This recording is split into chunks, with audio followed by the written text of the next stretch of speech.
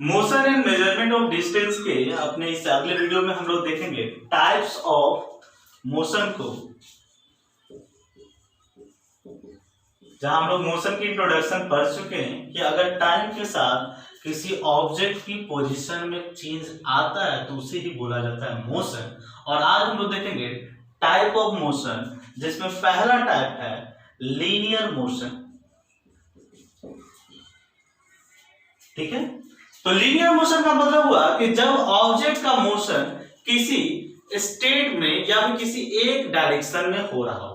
Linear motion का हम लोग सीधा ही मतलब कर सकते हैं कि अगर ऑब्जेक्ट का मोशन किसी एक डायरेक्शन में हो रहा हो या किसी एक लाइन के अलोंग हो रहा होगा तो उसे बोलेंगे हम लोग लीनियर मोशन। लीनियर मोशन को हम लोग आगे अगर क्लासिफाई करना चाहें तो इसे पढ़ा जा सकता है रेक्टिलिनियर मोशन, रेक्टिलिनियर मोशन, और रेक्टिलिनियर मोशन, और हम लोग इसे पढ़ सकते हैं कर्वीलिनियर मोशन पर।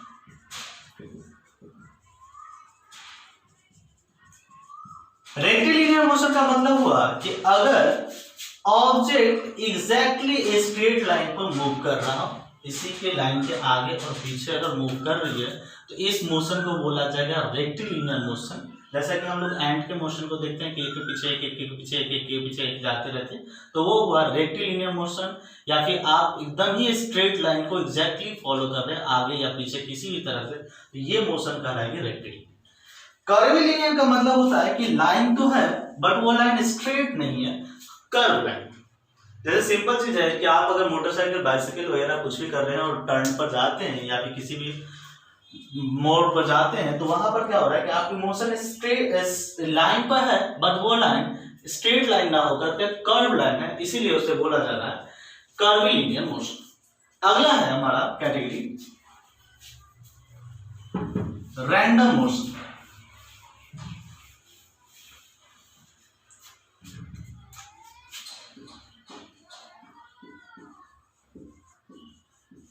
रैंडम मोशन को इस तरह से समझ लें कि जब किसी मोशन में किसी डायरेक्शन का फिक्स ना हो, मतलब आप अगर मोशन करें और उसमें खुद मोशन करने वाले को ये नहीं पता हो कि वो किस डायरेक्शन में मूव कर रहा है तो उसे बोला जा सकता है रैंडम मोशन। जैसे सिंपल चीज कि फुटबॉल के ग्राउंड पर हम लोग फुटबॉल के प्लेयर को देखते हैं कि बॉल जिस तरह भी मूव करेगा वो उधर की ओर दौड़ लगाना शुरू करेगा, मतलब उसकी डायरेक्शन फिक्स नहीं है, उसकी डायरेक्शन डिपेंड कर रही है कि बॉल का मूवमेंट क्या है।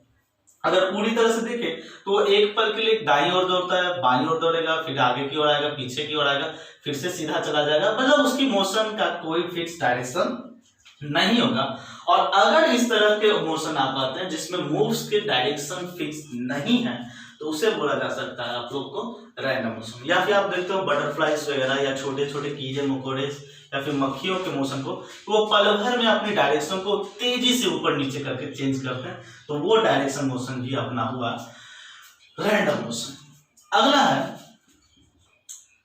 Circular motion. तो सर्कुलर मोशन को समझा जाए तो सर्कुलर मोशन अगर कोई ऐसा मोशन हुआ जो सर्कल में हो रहा, अगर कोई मोशन ऐसा होता है जो आपको सर्कल में होता है तो इसे बोला जाता है सर्कुलर मोशन। ठीक है, सर्कुलर मोशन को हम लोग दो तरह से स्टडी कर सकते हैं, एक है रेवोल्यूशन और एक है रोटेशन। रिवोल्यूशन और रोटेशन क्या है तो समझना चाहिए। हम लोग को ये चीज पढ़ाया गया है कि अर्थ जो है वो क्या कर रही है कि सन के अराउंड रिवॉल्व कर रही है, मतलब सन के चारों ओर एक लगभग सर्कुलर पाथ पर उसे कंप्लीटली मूव कर रही है, कंप्लीट कर रही है, तो इसे बोलते हैं रिवोल्यूशन, मतलब किसी की परिक्रमा करना। ठीक है, रोटेशन का मतलब हुआ कि आप अगर व्हील्स को ध्यान से देखें, किसी भी साइकिल मोटरसाइकिल या व्हील्स के ध्यान से देखें तो उसके पॉइंट्स इसके हिसाब से आप देखोगे तो ये फिक्स है और ये पॉइंट ही पूरी तरह से मूव कर रहा है।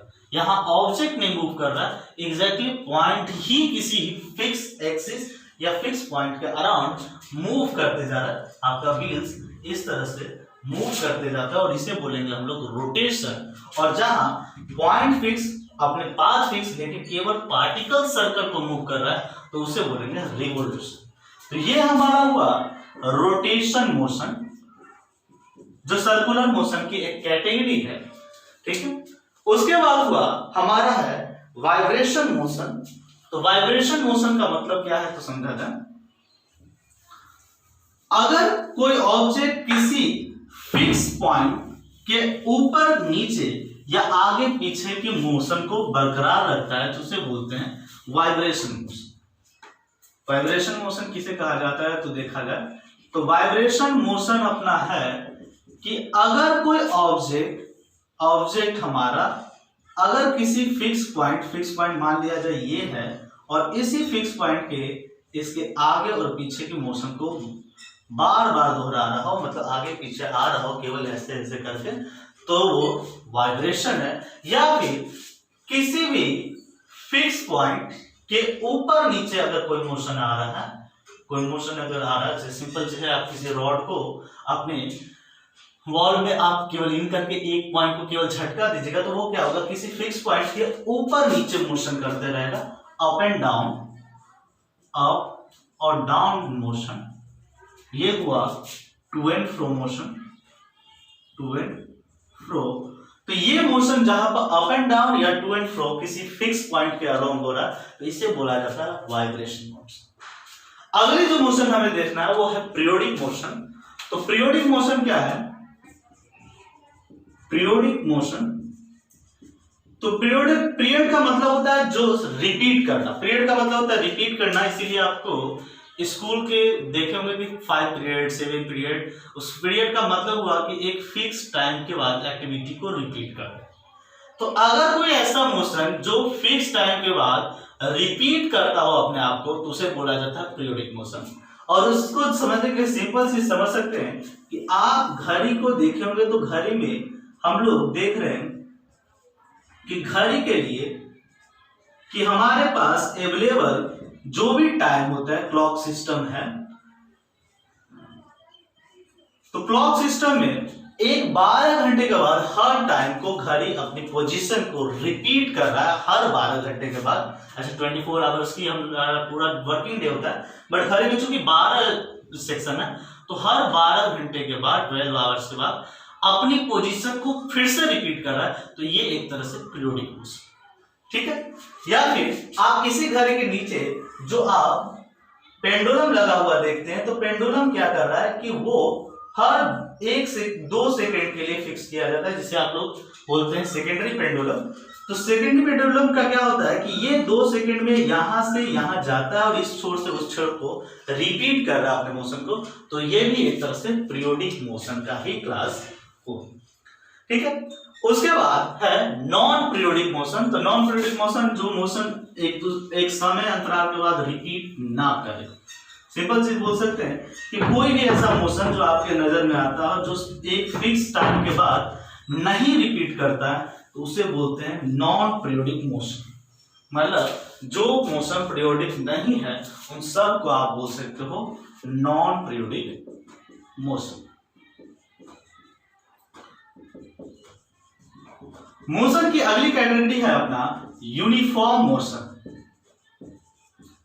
तो यूनिफॉर्म मोशन का मतलब है कि अगर कोई पार्टिकल एक फिक्स टाइम में हर बार फिक्स या बराबर डिस्टेंस को ट्रेवल करता है तो उसे कहा जाता है यूनिफॉर्म मोशन। मतलब अगर आपने साइकिल चलाना शुरू किया तो आपने पहले 5 सेकंड में अगर 20 मीटर की डिस्टेंस तय की और अगले 5 सेकंड में भी 20 मीटर की डिस्टेंस तय की और अगले 5 सेकंड में भी 20 मीटर की डिस्टेंस तय की, या फिर ये बोल सके कि हर 5 सेकंड में आप एक 20 मीटर फिक्स डिस्टेंस को तय कर रहे हैं, तो ये मोशन कहलाएगा यूनिफॉर्म मोशन। और अगली कैटेगरी हम बोल दे कि नॉन यूनिफॉर्म मोशन।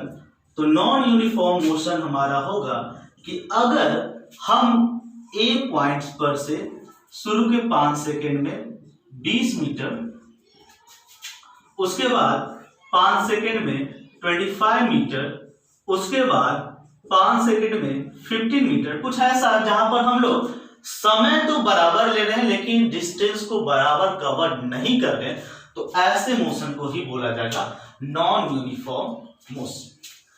तो हमारे लिए इस चैप्टर में हमें इतने ही कॉन्सेप्ट्स को समझना है, जिसको हम लोग ने यहाँ पर कंप्लीट कर लिया।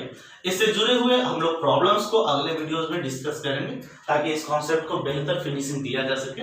इस वीडियोस के लिए धन्यवाद।